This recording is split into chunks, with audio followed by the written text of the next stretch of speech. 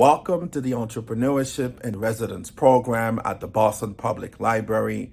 Since August, we have launched the Entrepreneurship in Residence program here at the Kirstein Business Library Innovation Center, where I had the privilege as the entrepreneur in residence to really engage with so many patrons wanting to start a business, have business idea, or already in business.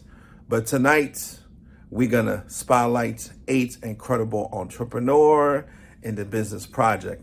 So welcome, have a seat, and enjoy the presentation. Thank you. Hello, my name is Maimuna Ba. Hello, my name is Maimuna Ba. Short story, I'm also an employee of a Boston Public Library as an HR. So I'm taking fully advantage of what the BPL is offering. So she was like, I can't work upstairs. I have a business over here. So yeah, I saw him. I was like, interesting. I don't know. He looked like African, but I'm gonna go find out more. So I went downstairs.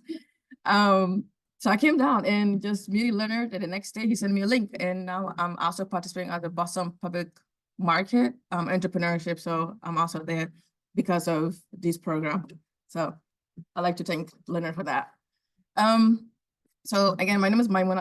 I was born in Senegal and raised in Guinea-Conakry, which is West Africa, and came to Boston 2006 when I was 14 years old. I graduated from UMass Boston with a master's in international relations, and I got political science and degree in BA. But my heart is always in making food. I love food. I love to share. And most importantly, I love spices. I look forward to, burning my tongue. I don't know why. So every time I go to a store, I look for new hot sauce and new things and just to buy and come home and try it. But I'm always disappointed. Over the pandemic, we all were home and just having a lot of thoughts. I grew up in where street food is very popular and hot sauce is always on top of street food. So I had this nostalgia of the hot sauce that I really want that I cannot find in the US. And, thinking about the taste of it, the spices, the savory, the flavor of it. I went to my kitchen and I tried to recreate it the way I remember. I hope that is it, and I recreate the way I like it. And as I share food with other people, with my neighbors, with my friends, with family, there's like, yeah, this hot sauce it's a good way. It's good. Like how much you selling? I was like, oh, I don't know what's selling it, but sure, if you recommend it, I'm selling this and so and so. So I started like that. So yeah, the problem was I cannot find the hot sauce that I really want. I cannot find the flavor or the things that I want. And I'm really was, feeling nostalgic back home. So I recreated called Muna's Pepper. Next slide. So the solution. I think I already talk about my solution. I went to my kitchen and thought about the taste of I had when I was younger. I could recreate it about it. Like there's some samples until I find my own liking. And then any food that I put it in, I like it. And whoever try it, they always, compliment it, the food. And it's a bit hot though, so, but it goes with everything. The timing. I don't have the data that is the timing is right. However, when I go to supermarket, especially at Tropical, we have they cater all diverse of hot sauce from the Caribbean, from Africa, from Latin America. They have all varieties. However, I do not see the hot sauce that kind of I made home, the hot sauce that kind of see. So I think my hot sauce do have a space in the market, and people, whoever like a seasoned and flavorful that can enhance the flavor of the food, I think my hot sauce is there. So it is the right timing for right now. My audience, it's anyone who like heat a little bit in the food, anyone who like to flavor, not just like savory or sour, or like a more taste of more vinegary. So my hot sauce is not like that. It have flavor, hot, and also a bit savory of it a little bit. So anyone who yearn to have something or different in the food or authenticity or anything that thinking about, I want to try West African flavor or West African authenticity of hot sauce, Muna's Pepper, that's it is. Well, there is a lot, not to lie, there is a lot of brand out there that is a competitive, it's a competitive market. Recently, when I was in Boston Public Market, we had a panels. This guy, he owned a food truck. I talked to him, I was like, hey, because he was talking about you had to target the people who you're selling to. But then I asked him, I was like, how can I make my hot sauce or my product to people like him, but not to lose the authenticity of the way I sell my product? So he's like, what kind of product? I was like, hot sauce. Like, not to lie to you, your product is kind of very hard to put in the market because the rule and regulation, stuff like that. But the goal is to keep it authenticity at the same time, having people who buy it to find they liking to it. So that's the word that, kind of harding a little bit, but we'll get there. My goal is to, each year to have that goal, to the target. So my target is at least the 4-year revenue is like 25 and 30 and stuff like that. So this is my numbers that I predicted.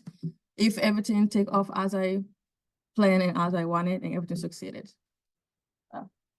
Yeah, the startup of budget is so far the prediction is $3,000 just to the permit and the insurance and then the LLC formation and the startup from that. So right now, whatever I'm doing is I use my own money, and whatever I sell, I keep it somewhere just to generate it and then reuse it. Basically, have like back home you start off with your own, not anyone else's money. So and save as much I can and continue there. And yeah, and most of the money is the thing. And right now I have Instagram and have Facebook, so I do as much I can and word by mouth, my neighbors, my friends. The other day my cousin went to Harbor Health Harbor Health Services. She's like, I saw your hot sauce there. I was like, who worked there? He's like, oh, I was like, yeah, that's my neighbor. Thank you. You saw it in the counter. So I was like, where's that coming around? So yeah, so it's kind of like it's it's a step by step, but the goal is to be in the social media because that's the game of commercials and a game of selling right now. So that's the e-commerce and stuff like that. And yeah, thank you so much. And So we're gonna keep going, and then we're gonna save the best for last, the questions. So please pay attention, take a lot of notes. Give it up for me. thank you. Next business presentation, we have Judith Mweli. Judith coming to the stage. Give it up for Judith. She came to the library the first time, saw my picture, we've been connected, been in Boston for at least 4 years, migrated from Tanzania, had no idea you could start a business in the US. So let's hear, go ahead. Hi, my name is Judith Mweli, and I'm very excited to be here this evening.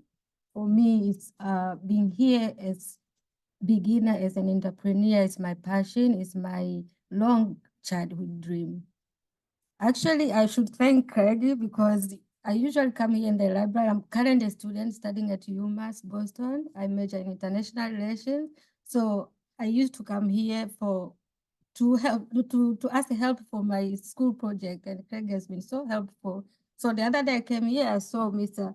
Tshitenge's profile, and I came to ask, how can I get engaged with this? Because since I was young, I should say, I was born in Tanzania, and I think the seed of entrepreneurship was installed in me since my childhood, but it was never been realized. So I grew up as an African person. We used to braid hair just for fun, for free, for my experience. I've got 2 sisters. One, she's in Tanzania, one, she lives in South Africa. So actually, I never had the opportunity to practice what I've been using since childhood. I never knew I can use my skill and passion to become an entrepreneur until when I came and found the leaflet here at the library. And that's when I started to follow this program.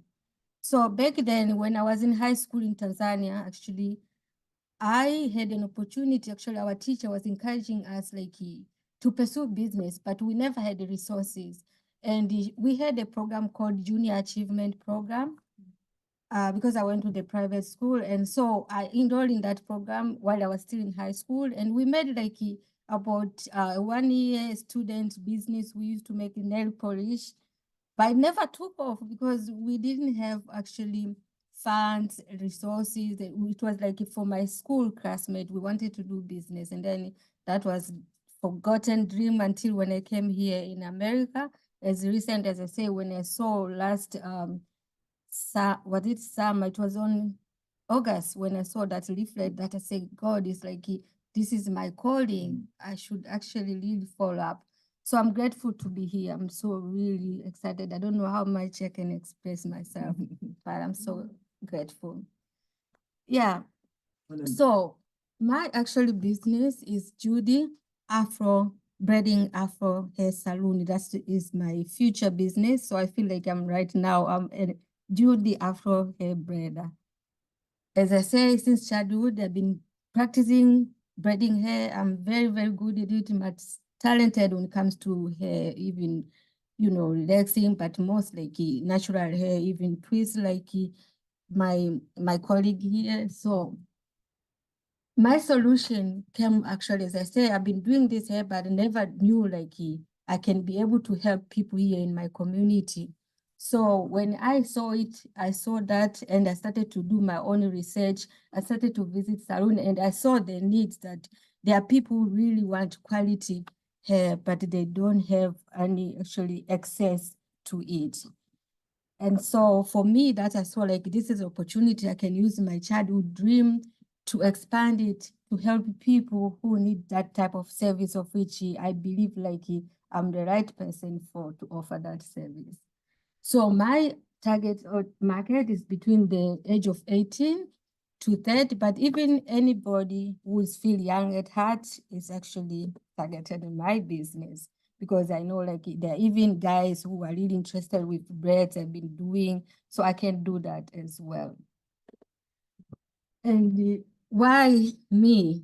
Because I'm super friendly, I'm funny, I'm creative, innovative, and whatever style you show me, I can definitely deliver that.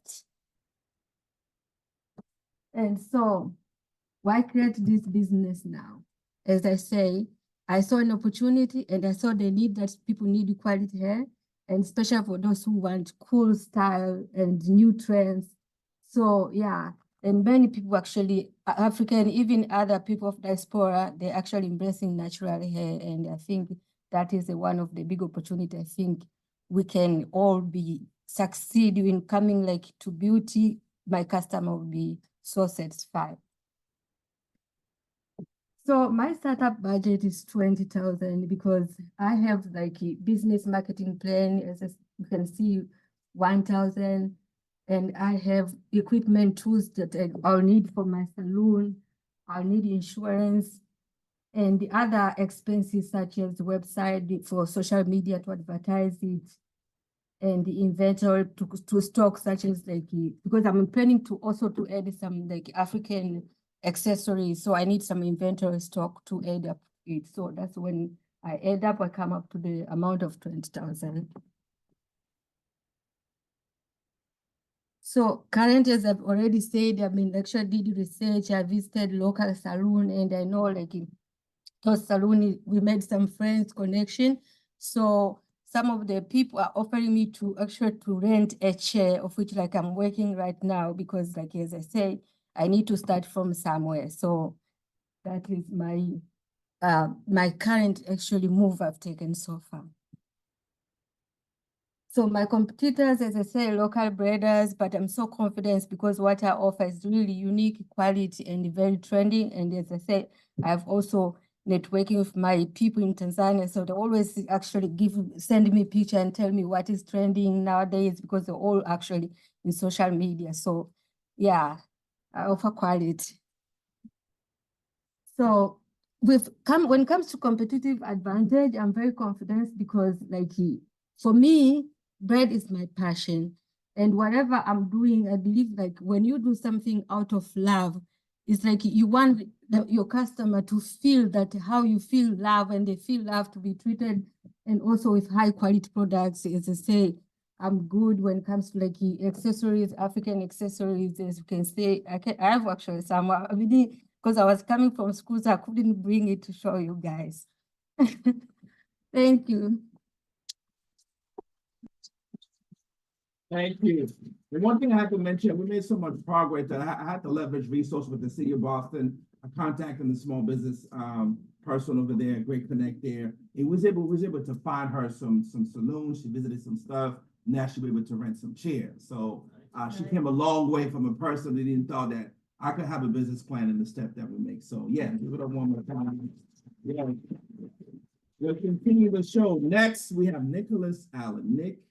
Nick is in the building. Come in, Nick. Come on, man. Nick is an incredible young man who came to the library for the first time as well. He was actually a referral from another patron. Came to me and said, listen, I do fashion, I do this, and here it is. Go ahead, Nick. Hi, everybody. How y'all doing? Good. Okay, so my presentation is pretty much about specializing in custom jewelry, clothing line and merch, and we also do music and events as well too. That's just like the target of like what we make and what we're about and what we do. Behind what the N24K stands for, if you know about 24 karat, that's like the highest carat of gold. So what my intent of making my clothing, jewelry, and music is behind like being the highest version and the rarest version of yourself and expressing it in like the arts of like how you do things like that. So yeah, so that's what I aspire to go by. Our target market is between people that's like age 18 to 25. Just because that's like where like that's the trend of like the market that I feel as though that my clothing line jewelry would like reach to that type of market of people. So yeah, like I said, we make custom jewelry, t-shirts, hoodies, events we organize, and I also do shows and performances. Over on the left, I'm also wearing, this is a sample of the clothing line today, and these are the crystal rings that we also make as well too, and that's some of the crystals and the necklaces as well too. And also, when you guys leave, over there where my name is on the table, I set up a display of more pieces that I brought in for the presentation. Gotta say, I'm over 25 and I would love the jewelry. Yeah. Yeah, thank you. And I'm his manager, so.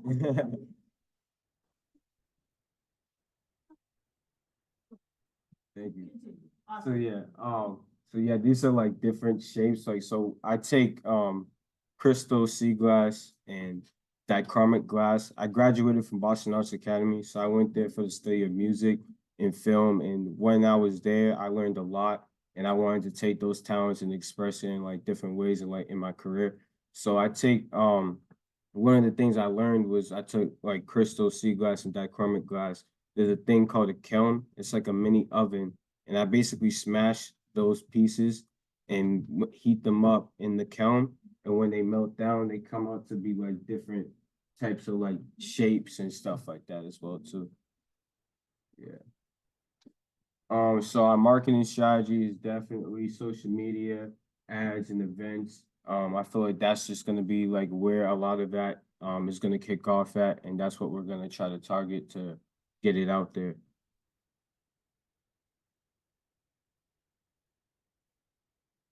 Oh, there you More go. customer, right? Referral strategy. Okay, yeah. Yep. Word of mouth. Yep. So our strategy is to also have set prices for every type of merchandise that we have for the jewelry and the clothes. This is another sample of the sweatsuit that we also have that's going to be available. Our revenue streams is going to be sales of the products and the sponsorships that we'll get throughout the continuation of the product. So a little bit about the ad budget. The marketing and jewelry will be about $5,000. Clothing and shop will be around $7,000. Ad and marketing will be around $3,000. Equipment for shows will be around $4,000. Organizing events will be around $2,000. Setting up websites and online shop will be around $1,500. Insurance for businesses would be around $500. Forming the business legally with the LLC would be $500. Designing our logo would be $50. Printing business cards would be around $50. Extras for unexpected like equipment that we might need for like the shows and events would be around. Equipment. Yeah, Yeah, that's what we'll like also need, Right, yeah. right. So it'd be around $2,000. So the total money that we'll have is $26,000 as a startup for the investment. So just a breakdown of like what we'll be getting out of like the profit from what we put in, would be around 45,000, and that'll be between the jewelry, the merch, like all that all together. So I can't really see that. It'll be so Marketing event. yeah, so the marketing will basically get 23,000 out of like the profit that we'll get from that investment. And also the net income will be around 22,000 total. Our success indication increases the sales and the revenue that we'll be generating from the product. Thank you for my presentation. Hope you guys are good. Thank you, Nick. I know y'all got questions. Can't wait till the end. Give it one more time for me.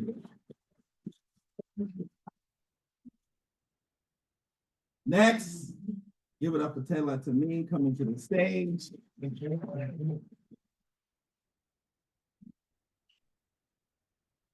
Thank you. I really appreciate it for coming all. Today I wanted to just briefly introduce my business. It's called S-Cube Diplomacy. My name is Tedla Tammana. I'm originally from Ethiopia. I know this place, the Boston Public Library, since like I was undergraduate student, since I transferred from community college, I graduated from community college, Bunker Hill Community College. I trained biomedical engineer. Then I transferred to WPI. So that's why during the Terry Center, the financial office, I am here. I know these places. And then I was dreaming to present in these kinds of like social entrepreneurship programs. So thank you, Greg, for also introduce me with Leonard. Leonard is also like a kind of like a good way how I can creating a value to reflect my past experience. Soon after I graduated from the WPI, soon after I graduated WPI, I joined Peace Corps. So for me, it's a kind of like a life experience, and then I'm so proud to serve Ethiopia, where I'm originally from. And then it was a good way to reflecting my study abroad from Morocco. And then currently I'm also volunteering like for Comoros virtual consulting. So that's why that inspired me to bring me the S-Cube diplomacy. So the problem that I noticed in global North, global South, which means developed and then least developed countries, they have a common issues, the cultural and then the language, technology, the science, the technical skill gap. So here is also for the people of the community where I'm originally from, they spending their times only in unskilled labor, but there is a lot of Boston, especially Cambridge, it's a big demand on the biotech field. So that's why I have a background on a biomedical, and then I have also a field engineering work experience.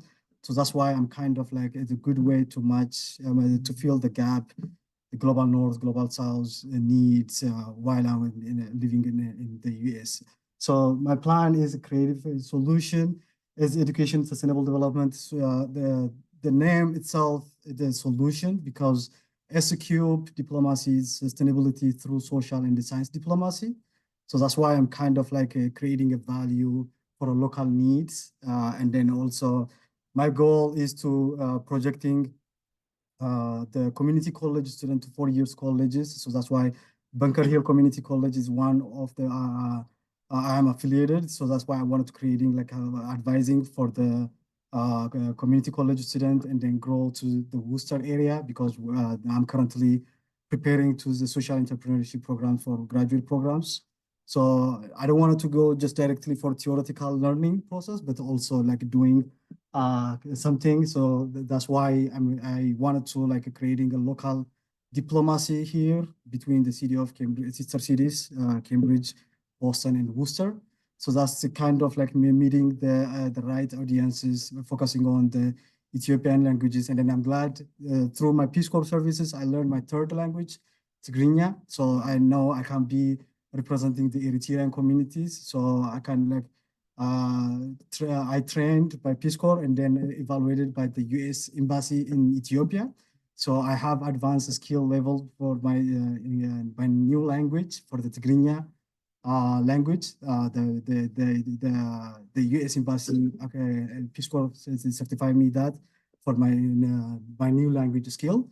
So that's why I wanted to the marketing, the growing demand on that, the biotech and the life skill by the next 2 years is going to be 30 billions global market demand. So that's why I'm kind of like focusing on, especially my goal is going to kind of my focus area on my graduate school program is like the bio and the circular economy, how we can repurposing the waste, biological waste, especially because even food waste here is very big issues. So I wanted to focus on the food waste, and then also in the global south, also the fertilizer issue is a big issue, the demand. So that's why I wanted to filling that gap. So my company has 3 main pillars that I wanted to offer, which is a kind of a STEM program, education programs. I'm currently working at City of Cambridge for the Department of Human Service, kind of like promoting like an inclusive education system. So now I'm kind of like expanding that role for the K-12 STEM promotion. So it's a kind of a good way to like fulfilling the local community needs. And then the other one is the technical consultation part. And then the third, project development, is both of them is kind of, that's why I initiated my LLC, because to separating my education and then my business to protect myself and then my business. So the technical consultation is kind of like helping consulting here and then abroad. That's why I'm kind of like matching the needs, and the project development is I wanted to focusing on the renewable energy, and there's a circular economy for sustainable development goal, which is the UN sustainable development goal to reach by 2030, the UN plan. So that's why my goal, I just focusing on that agendas. So the financial projection, I started like to start at $35,000, which is kind of like all initial capital that I wanted to get it, which is like all the technology I need for hybrid program that I wanted to offer. And then also the transportation and then the kind of like to initiating the strategic partnership between the university industries. So I'm a board fellows for the Net Impact Boston. And then so Venture Cafe is called also. I'm the Venture Cafe Kendall Square at the CIC. I'm kind of like their ambassador to voluntarily promoting like how other social entrepreneurship like me to be a part of this kind of journey, so that to creating their own values. So my plan is just like from the 35,000 to projection like every quarter to make it 5,000 or to 7,000. That way is a kind of like seeing like by the next 2 or 3 years, I wanted to evaluating my progression, and then to reach how many people I reach. So the need, the competitive advantage is kind of like again, it's just a kind of like life experience I have, which is like coming from Ethiopia and then here having the attending a community college full-time and then going to full-time work is very tough. So that's why I'm kind of like tailoring solution for minorities, just like storytelling is another way of like encouraging others. So, and then also real project management experience, which is like my study abroad, my Peace Corps services, and then after the actual international technical field engineering work for the international NGOs since 2019. I finished my Peace Corps service 2016, 2018 for 24 months I served as a Peace Corps volunteer. Then after I finished my services, I work in the with the international NGOs, USAID, the main donors I work with. So the kind of like rising the timing, the time, the past 10 years experience is just a good way of a background for me to start. And then now I'm planning for the future 10 years planning. I'm preparing. So it's kind of the target market I have is like to fulfilling the UN Sustainable Development Goal is a big demand to be like all the community members be a part of this to be solve the solutions, because the education is a key for Sustainable Development Goals. So that's why I wanted to focus on the education. So my future roadmap is I wanted to expand from the local expansion plan to the global one. So I wanted to starting from city of Cambridge, where I live, and then where I am working. So that's why I wanted to like creating to the global demand. But before I go to the global, I wanted to focusing on here to initiating the university industry linkage. So that's why I'm kind of like when I just go back to graduate school, because as a return Peace Corps volunteer, I have more than 15% of Coverdale fellowship programs. So that's why I wanted to have that resources to implementing for the local diplomacy to creating that value. And then for the others, local K-12 students, I also wanted to encouraging them how the STEM needs to be focusing on, especially like for the future economical development. So I know we only have 5 to 10 minutes, but I just like to give more enough the time to pitching the idea. It's a kind of like a creation of the local diplomacy is like the university university industry linkages. I wanted to like creating the wastes and then the how we can repurposing the wastes for the local solutions. Then I just wanted to like integrating for the more research and development programs.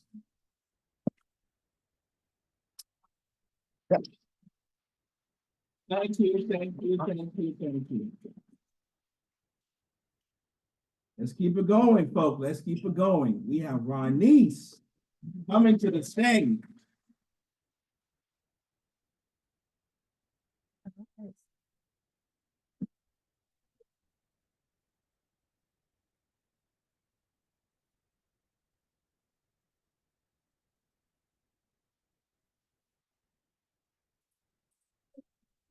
You see, Leonard, we didn't rehearse that, Leonard.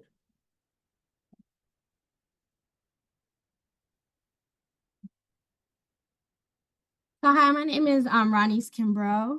I'm the owner of Elite, which is Culture on Your Feet. It's a shoe company, and I started because I have a very unhealthy obsession with shoes. One of the things that I wanted to do was really pay tribute to culture, and I like colors, and I've traveled around the world. And so, and I like shoes. So I'm just combining all those things together. And I've recently delved into diversity, equity, inclusion. So I've taken a course and I was on a committee, and now I'm an advisor for a committee. So I'm just combining all my loves into shoes. You can go on. So part of the concept really is to really provide ethical value and sustainable value. So part of my challenge has been, how do I create this beautiful shoe and still support the communities that it comes from? So that's the challenge that we're working on now. So Leonard's going through about this. I'm a picture girl, so there's many pictures to go. Don't go so fast, though.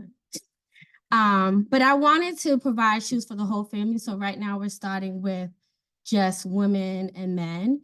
As you can see, some of the sandals, they could be gender neutral, depending on your flavor for the day.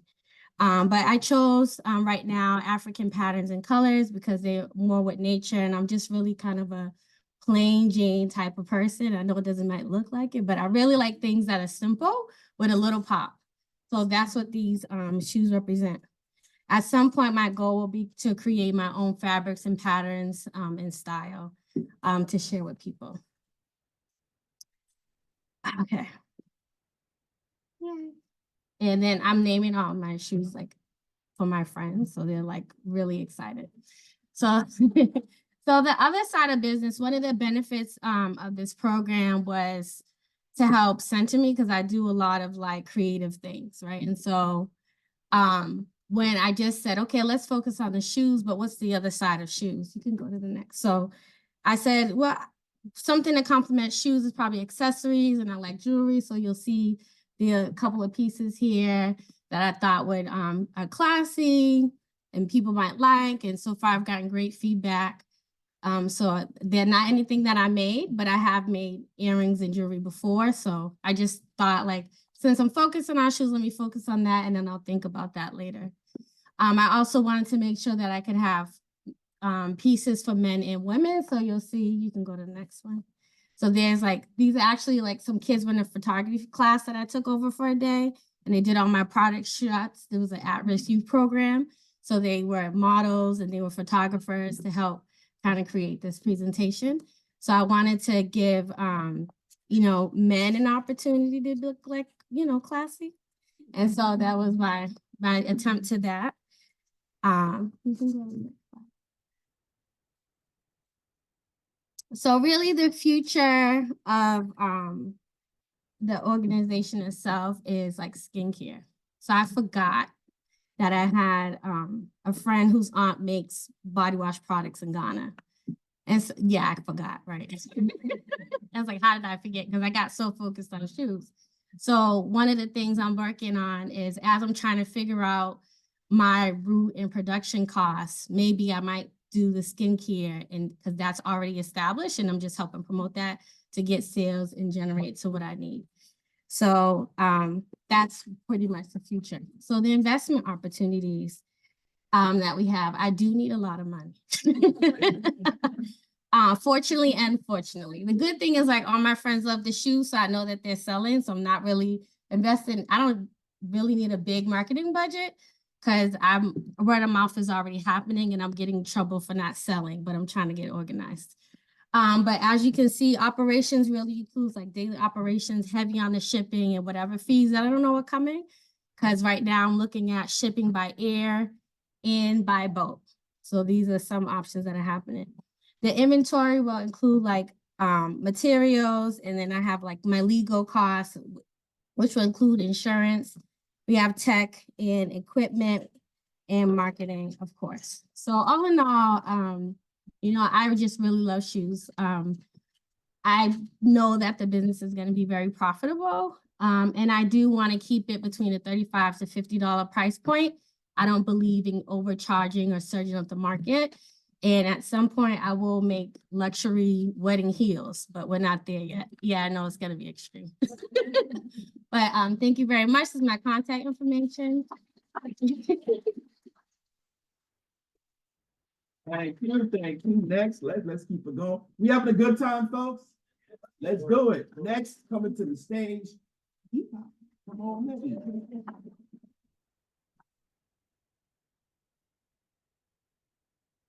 So good evening, everyone. It's my pleasure to be here. So my name is Eva, and I am the founder and visionary behind The Imperfectionist.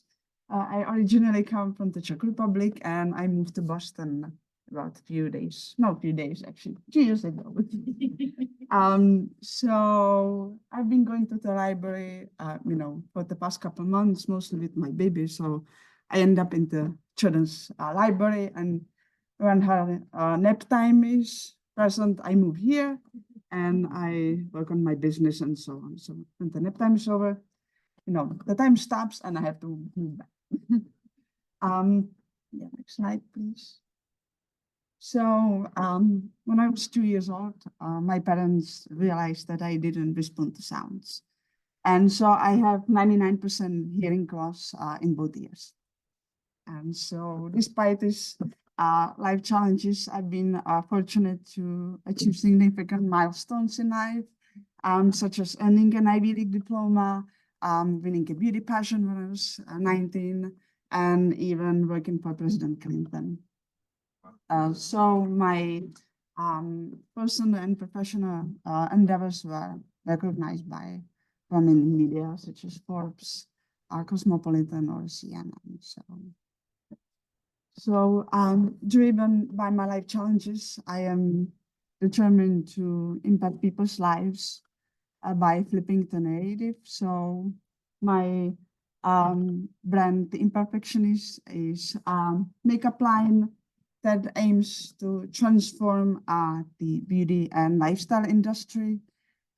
My vision is to, embrace authenticity, encourage self-expression, and mainly fill in a significant gap, which is giving visibility and recognition to people with various health conditions.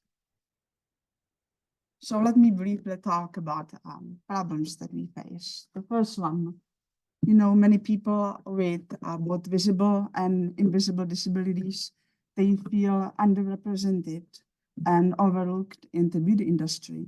So to address this issue, we actively involved individuals with both physical and intellectual disabilities, ranging from ADHD, asthma, diabetes, to visual impairment or hearing impairment.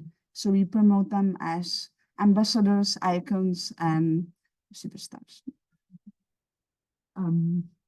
The beauty industry often promotes a very limited and narrow view of beauty. So we challenge this problem by celebrating the diverse forms of beauty. And we encourage our customers to embrace their own. So, yeah. Third one. We, strive to create products that emotionally connect with the customers. So we give the personalization different meaning. So, no, it's not over. Too fast. So, by crafting products that emotionally connect with the customer, given their life challenges and experiences, we let them know that we hear them, we see them, and we are here for them. So we create the emotional bond with the customer.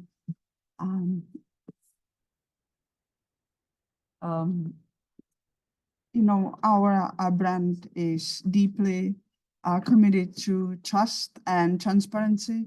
So we give our customers, look behind the scenes, from crafting the product to putting it on the shelf. So customers, they can make informed decisions based on their trust, based on their values, excuse me, based on their values. So you also build a connection with the customer, and you maintain this trust, so they know what they're buying. So solution. So the flagship product I've been developing, it's beautiful eyeshadow palette, luxurious eyeshadow palette that contains 12 beautiful high pigmented shades. Each shade is inspired by a specific disability. So you'll see it on the next slide. So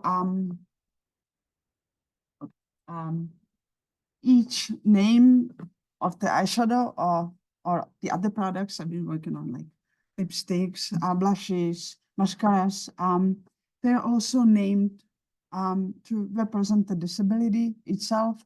So we give it more like an educational aspect of it without being too pushy and too obvious. So it's a really nice and elegant way to educate people. And also I talked about that before, to making sure that the brands and the ambassador speak for themselves. So it's really authentic and it's not just, marketing effort, but that's the real life with the real cracks. So that's one of the eyeshadows. It's called Familiar Color Play, and it's inspired by people who have autism.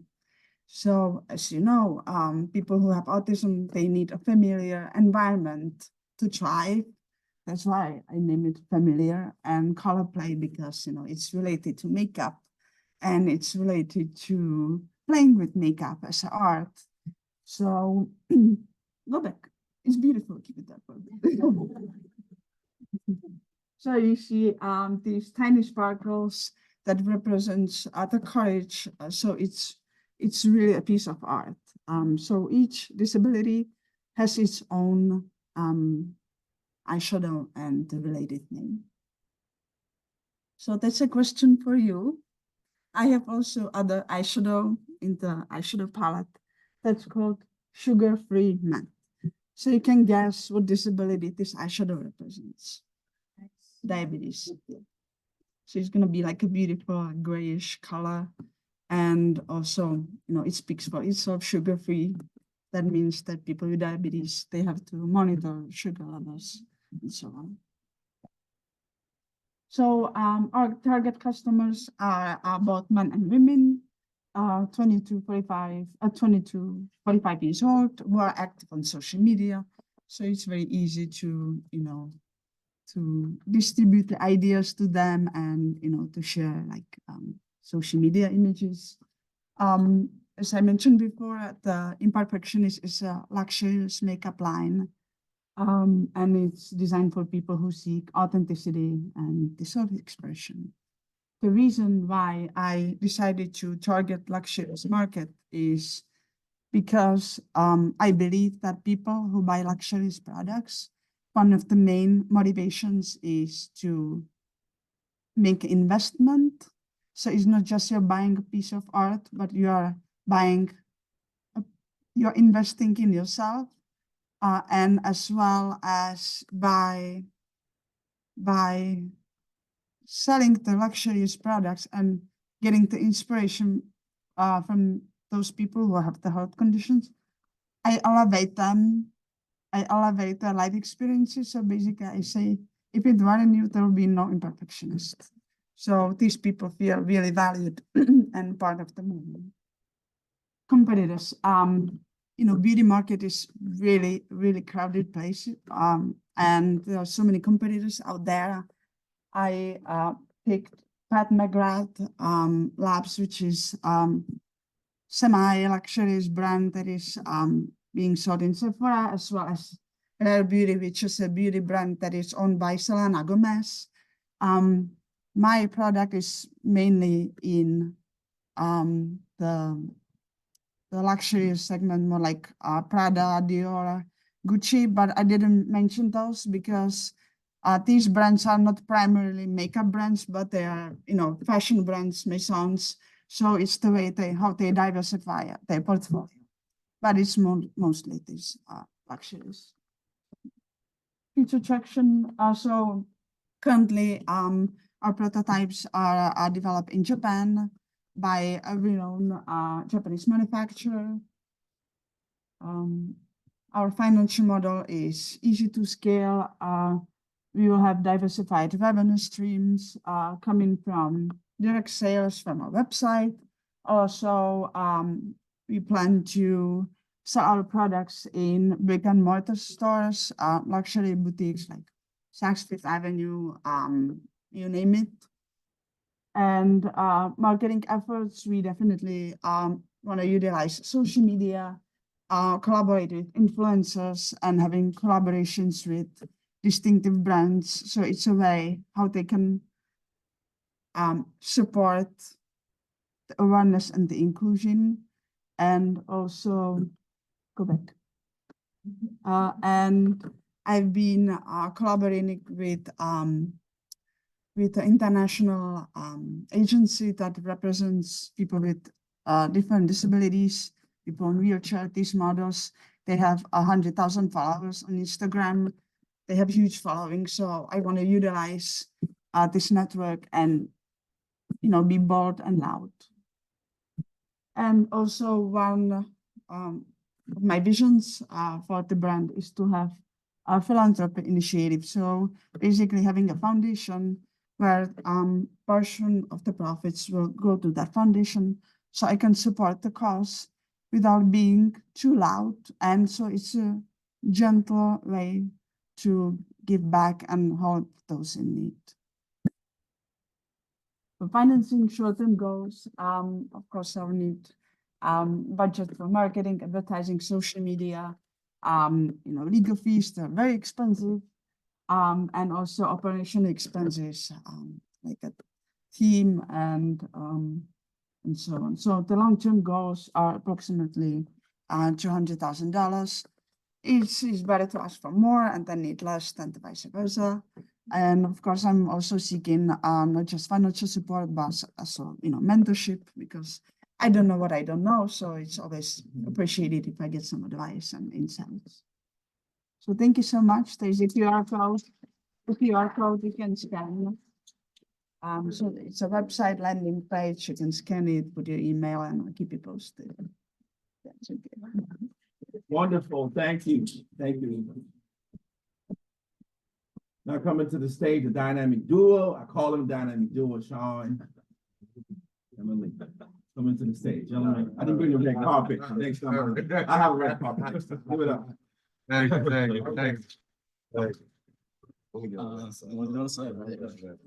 Show me the money. Right. Show me the money.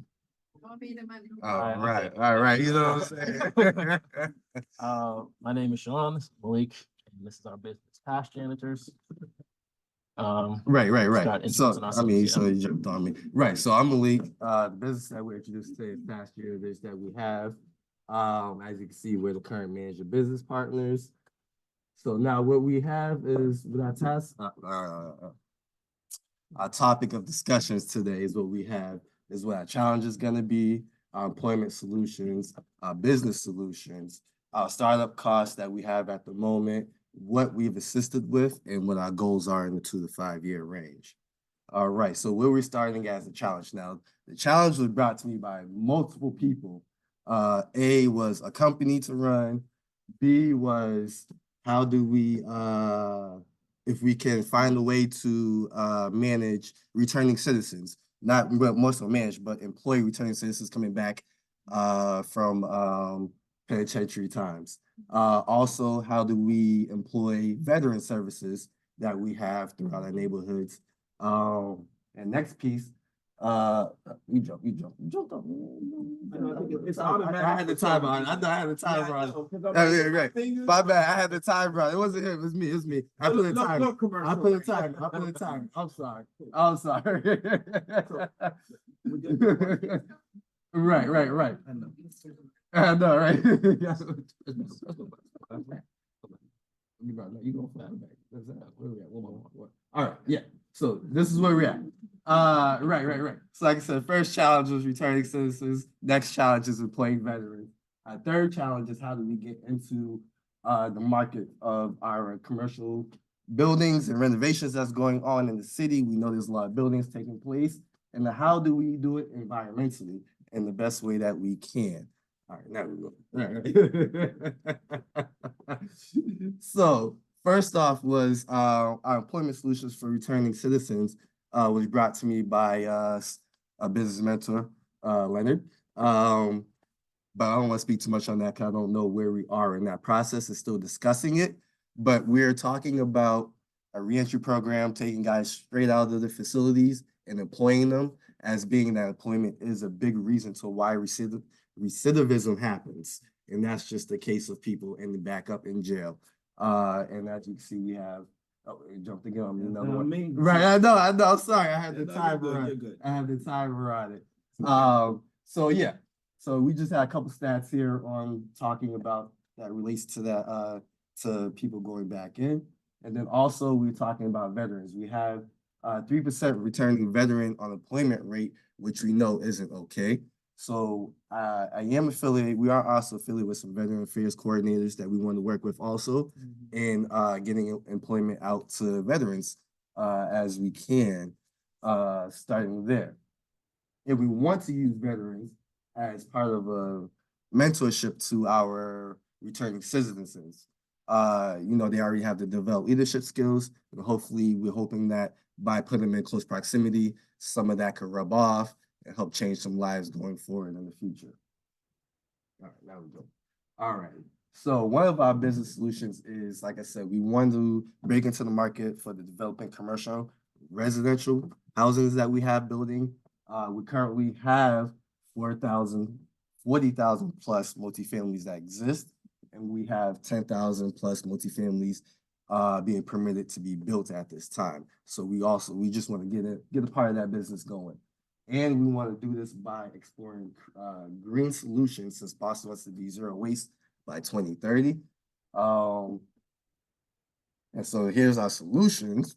And I'm gonna hand this off to my partner because this is your bit, right? Yeah, thank you. So our solution is best for whatever we're doing, because a lot of the contract companies that are licensed within and without the state, they're technically middlemen, Right. which isn't illegal, right? But if you ask me, oh, can you go get my purse from the desk over there? And then Malik comes back with your purse, you're gonna look at me like, well, why does he have my purse? I told you to do it, right? So It's time to run. It's time to run. So so we're also gonna be teaching, like Malik said, we're gonna be teaching returning citizens, and we're gonna be teaching veterans how to maneuver through the government and how to use the green solutions that we're coming up with for a more healthier environment. So just a couple of the startup costs. We have our LLC. We do have a couple of clients already. We actually just came from a site this morning on 984 Morton. But we do need a little bit of extra help getting over the hump so that we can start competing for those contracts and start putting together our cleaning solutions that aren't going to kill anybody, or sorry, I shouldn't say that, aren't hazardous. So we just need some help with our insurance. Leonard has helped us out with that, and we just need certifications for minority grants, certifications for green solutions, and we need work vehicles, and we need to be able to get our website up, and we need marketing. Some of the stuff that we've already done, like I said, we work with Courteous Cleaners.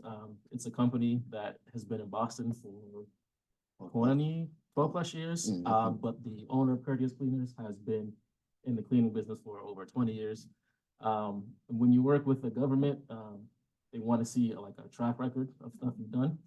Just opened this year, so we don't have a track record. So we're having Courteous Cleaners train our people so that we can get those cleaning contracts.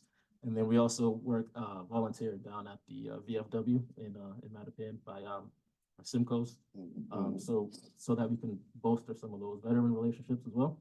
We're currently working on bolstering some of our returning citizens relationships as well, so that once we start getting contracts, we'll have more people to train and more people to do work. There are about 100,000 contracts written every day at the federal, state, and local level. So there's a lot of work that needs to be done in the country. But for whatever reason, the people who need the jobs and the money aren't seeming to mesh. So we're trying to build a bridge to get people who need the work, do the work, and get paid. Right. So over the next 2 years, right, like I said, we've done a lot of back-end stuff, but going forward, we're going to need to secure some long-term contracts so that we can start employing more veterans, employing more returning citizens. And we want to get more, expand operations so that we can get higher skilled labor. Thank you. So, outside of just cleaning and maintenance, right, there's jobs that, people need help with billboards. People need glass replaced. There were, like I said, 100,000 contracts today, every day, at every level. There's a lot of work that needs to be done. So we want to be able to fill that work. And then in 5 years, we want to establish a national presence, right? Get more national contracts, move towards the South more so. And because, a lot of veterans and returning people are in the South. Expansion. For whatever reason that is, right? More than likely, you're going to be in the military down South or in jail. So we want to grow down that way and then start helping those people bridge the gap between the money and the work as well. And so if you have any questions, you can email us at info@taskjanitors, and then thank you for listening. I know y'all got a lot of questions. We almost there. Our last presentation, y'all. Victor. Come on in, sir. By way of Nigeria, background software engineer. Amazing project. Floor all yours. Good evening, everybody. Good evening. How you guys doing? Yes. Can you see your quick barcode? Is it possible to do that? Oh. All right. Nice to meet you guys. My name is Victor. I'm a software engineer. I'm also a musician, music producer, and an audio engineer. I'm the CEO of Busy Jollof. So Busy Jollof is first of its kind online African food ordering and delivery platform. So just think about Busy Jollof as the Uber Eats or the Grubhub of African food. Yeah, and this is just a little description of what Busy Jollof is. It's a culinary gateway to the heart of African vibrant flavors delivered right to your doorstep. Busy Jollof is more than an online food ordering platform. It is a celebration of rich traditions, diverse cultures, and authentic cuisine. From the savory aroma of Nigerian jollof rice, if you guys know about that meal, to the tantalizing spices of Ghanaian waiki. Busy Jollof connects food enthusiasts with a world of culinary delights, expertly crafted by talented cooks and chefs across the continent. So Busy Jollof is an answer to the problem that intercontinental food has faced in the US food delivery market today.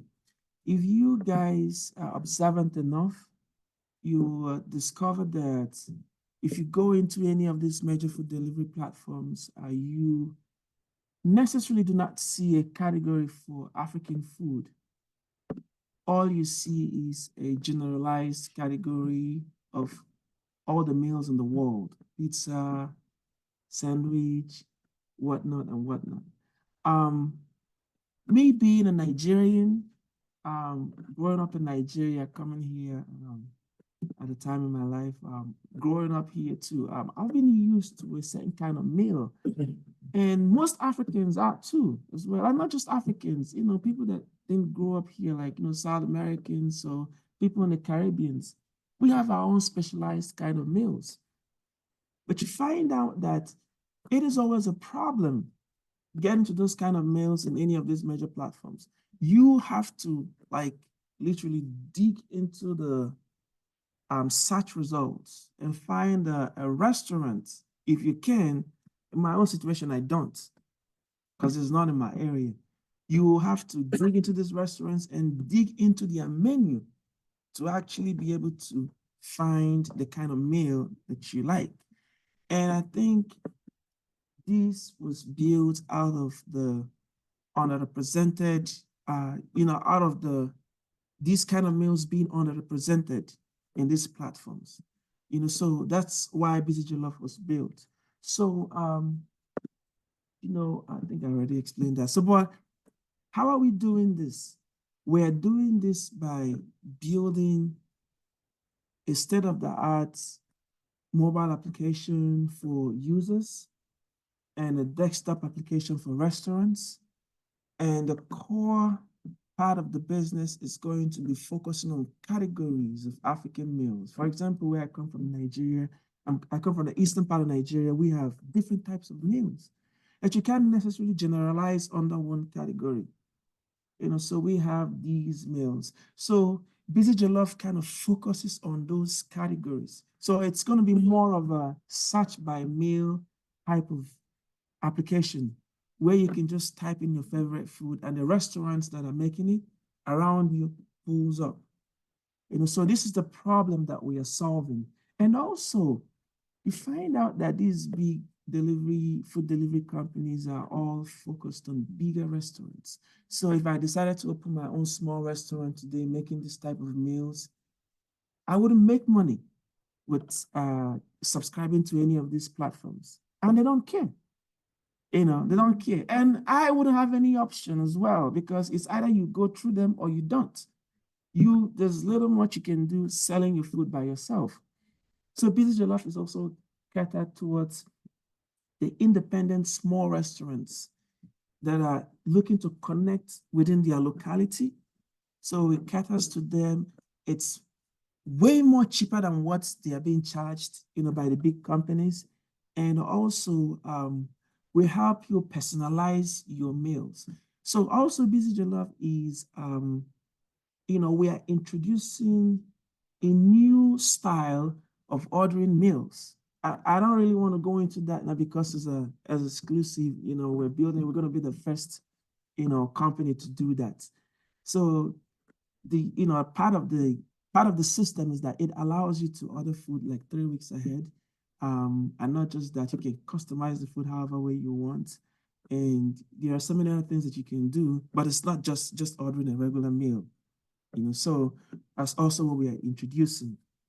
So Busy Jollof is about 75% done. I have other engineers that I work with. We are building, we've not launched yet, no, but we are all in the process of building this app, and we'll hopefully by God's grace, we're going to be out before summer. The first phase of the app is going to be up before summer. Now, we'll build this to also want to give credit to Leo on helping this business get to this far. I'm just a software engineer, right? All I do is just write code. But you don't know business until you really get into it. I thought that I know business, I know everything from what I've studied, but you realize that when you actually go to a Secretary of State to register a business and they ask you some few questions, then you understand that there's a lot more to doing a business. So I met Leonard here, and he was able to help our business, help us put a business structure, a business plan, and he helped us point me to the right directions and give me references on how we can scale this business. And it's been going well since then. So Leonard has been a great catalyst to the success of this, business. And we being a small startup, we are facing a lot of challenges, which the major of the challenge is money. The business has been self-funded to a point where it's gotten big and doesn't really make sense to be self-funded anymore. You all right? Dance moves, go ahead. That's part of the jollof dance. Yes, so I have invested a lot of my money into the business. I'm not complaining. It's great. I would do that again if I can.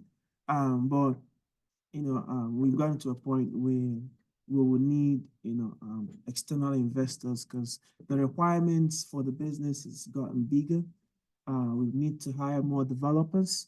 We've had partnerships with about 3 major POS companies. We had a partnership with Toast, Square, and what's the name of this company again? I just keep forgetting them. No, not Amazon.